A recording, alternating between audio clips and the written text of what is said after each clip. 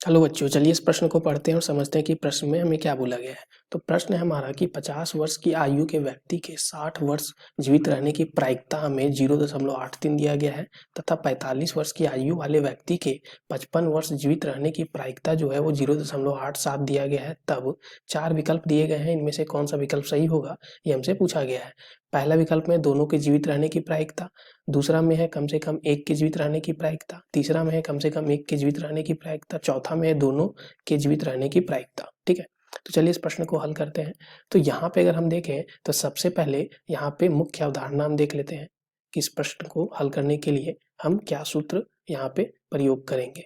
तो मुख्य अवधारणा में सबसे पहले बात करें तो हम पहला सूत्र जो हम प्रयोग में लाने वाले हैं, हमें पता है कि अगर हमारा घटना स्वतंत्र हो, ठीक है, स्वतंत्र अगर घटना होता है तो हम क्या बोलते हैं कि पी ए सर्वनिष्ठ बी का जो मान होता है, ठीक है, पी ए सर्वनिष्ठ बी का मान पी ए गुना पी बी होता है अगर घटना जो है स्वतंत्र हो तब। ठीक है, अब देखो बात करें हम दूसरा सूत्र कि अगर हमारा पी ए संग बी का मान जो होता है वो P A plus P B minus P A सर्वनिष्ठ बी, ये होता है हमारा। ठीक है, तो ये दो सूत्र का हम यहाँ पे यूज करेंगे। तो चलिए अब इस प्रश्न को हल करते हैं।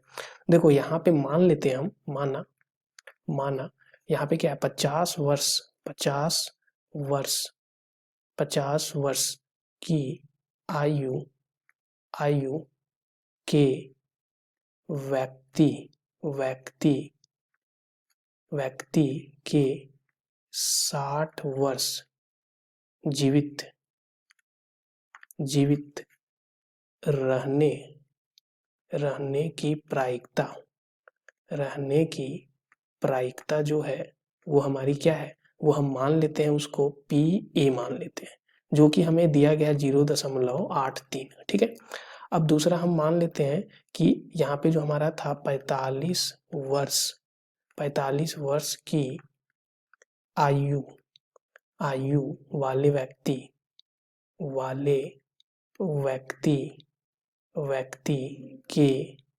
के 55 वर्ष जीवित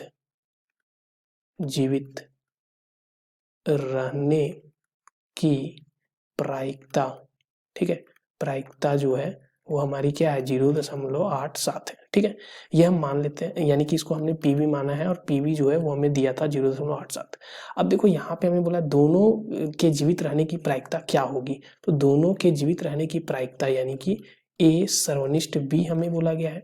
अब देखो ए सर्वनिष्ठ बी की प्रायिकता अगर हम देखें तो ये दोनों, एक अगर जीवित रह रहा है तो दूसरा जीवित रहे, ये हमारा तो स्वतंत्र हमारा घटना है कि एक जीवित रहेगा तभी दूसरा जीवित रहेगा, ऐसा तो हो नहीं सकता। तो ये स्वतंत्र घटना है, तो स्वतंत्र घटना में पी ए सर्वनिष्ठ बी का मान पी ए गुना पी बी होता है।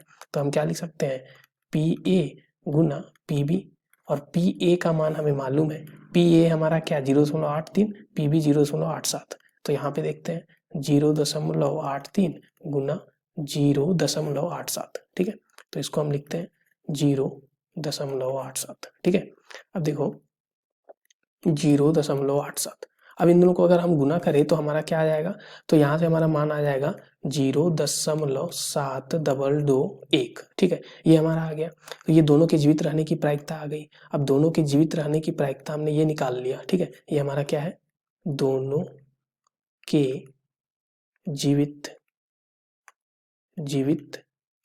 रहने की प्रायिकता।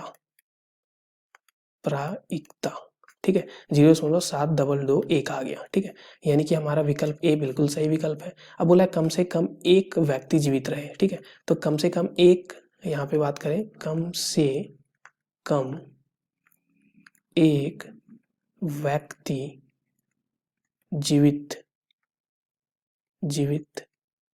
रहने की प्रायिकता, कम से कम एक व्यक्ति के जीवित रहने की प्रायिकता क्या हो जाएगी, तो देखो इसको हम ऐसे लिख सकते हैं, या तो एक जीवित रहे या दोनों जीवित रहे। ठीक है, तो यहाँ से हमारा क्या हो जाएगा, ए संग बी। ठीक है, तो ये हमारा इसका सूत्र हमने पहले से देख रखा है, P A plus P B, ठीक है, माइनस पी ए सर्वनिष्ठ बी। ठीक है, ये होता है। तो यहाँ से अगर हम देखें तो ये क्या आ जाएगा, पी ए का मान हमें मालूम है जो कि क्या है हमारा 0.83। ठीक है। तो यहाँ से हम लिखते हैं 0.83, फिर 0.87 और यहाँ पे पी ए सर्वनिष्ठ बी का मान भी हमें मालूम है 0.722, 0.721। अब इसको अगर हल कर तो ये आ जाएगा 0.977 और यहाँ पे क्या आ गया हमारा 999।